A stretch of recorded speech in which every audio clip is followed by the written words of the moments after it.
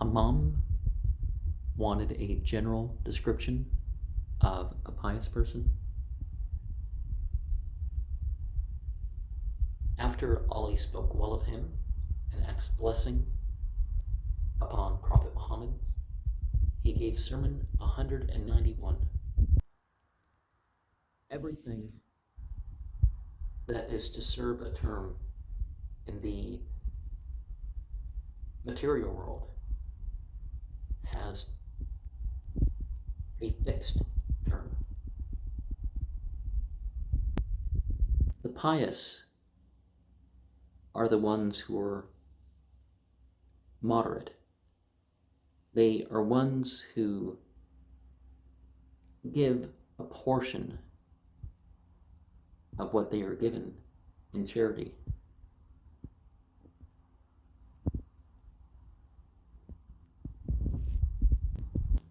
The piety of human beings is not something that God needs.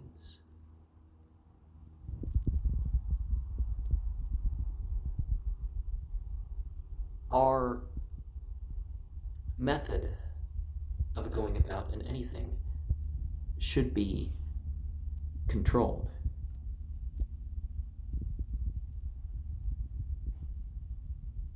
We need to work on our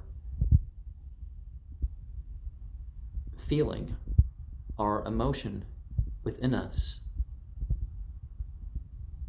towards the attention on the greatness of God and away from the possible punishment hereafter. We should realize the difference between wants and needs and try to establish ourselves in a way where we don't need as much. In the middle of the night, our attention, between the dusk prayer and the dawn prayer, our attention should be upon Scripture in our waking portion. We should use Scripture in addressing the issues that we have in life. That's part of why I've developed lists of Scripture referring to this issue or that issue. We should certainly be of those who practice the Scripture that we come across. Don't be like one of these who waits until the Sheikh approves and gives an example that this is something we should do.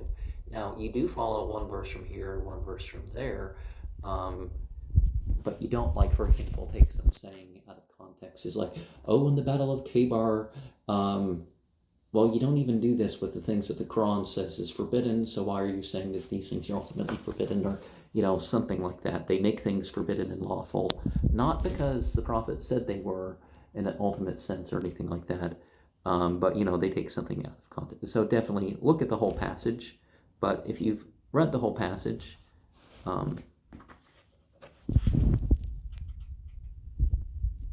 realize it's your own self and your own deeds that is the greater concern of what you will have to face. Assume the ritual positions. If you're able to get up and down for prayer, get up and down for prayer. Some people have joint issues, they can't at all, or they can't some, or they have blood pressure issues. But if there's no physical excuse, you get up and down for what you're going to get up and down for. Those positions in the prayer may have health benefits or whatever, but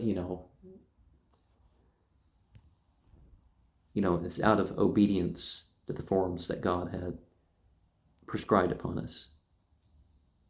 And of course, God knows us better than we know ourselves.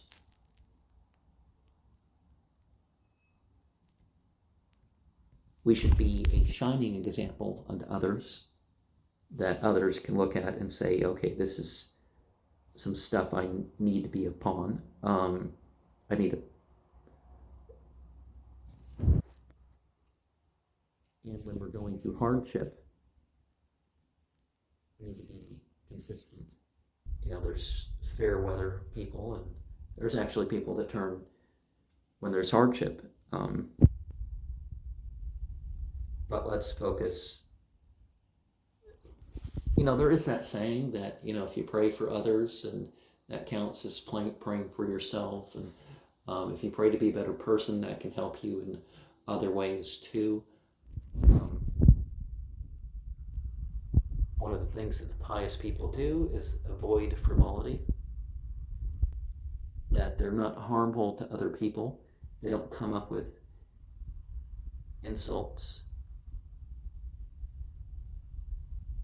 And if they're going to give advice, they work on effective advice. And, you be truthful even before the evidence comes in that regards. And there's, more detail, but I think I've summarized that fairly. Saying 413 reminds us that our steadfastness either leads to greatness or our lack of makes us one of the forgotten. Saying 414 reminds us not to deem the worldly as a reward or punishment for right doing or wrongdoing. Saying 415 reminds us to let go of the clinging of the world for the world. If we use wealth or other means for other than serving God, well, that's going to end up including some wrongdoing with it, isn't it?